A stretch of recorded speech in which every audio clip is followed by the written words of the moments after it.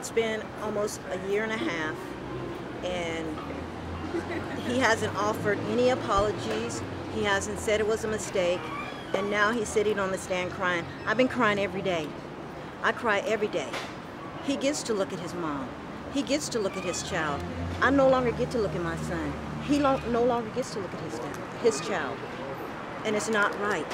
I've said this from day one, you know, and I hold the media accountable for this.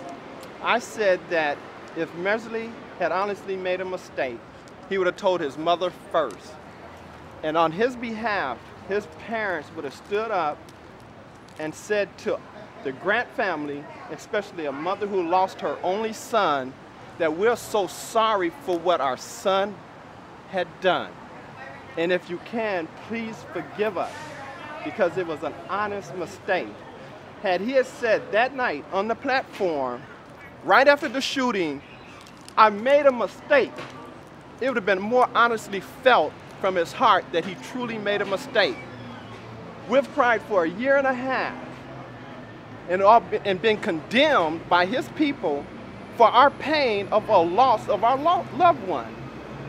And today, he want to put on a performance that he's been practicing for the last year and a half, because they knew at this moment, Reigns knew at this moment that he would have to testify, because it's been a fabrication that took place since the beginning of this case, and now the world should know. And he is now pleading with the jury, help me, help me. We're not feeling that. It's staged, all that stage. He practiced that. They had a year and a half to do that. He was coached to do that, and he did what he was coached to do. I believe the jury will see through the testimony that has been given that this has all been acted and staged out. He knew the difference between his gun and his taser. He had it pointed at Oscar. You see that in the videos. He knew the difference. He meant to kill him.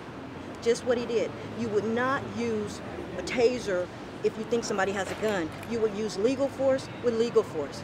He knew what he was doing. He killed my son. He knew that. It's clear that the community has been behind this case, because Oscar's not the first. You know, and it's our hope, of course, but we know he won't be the last.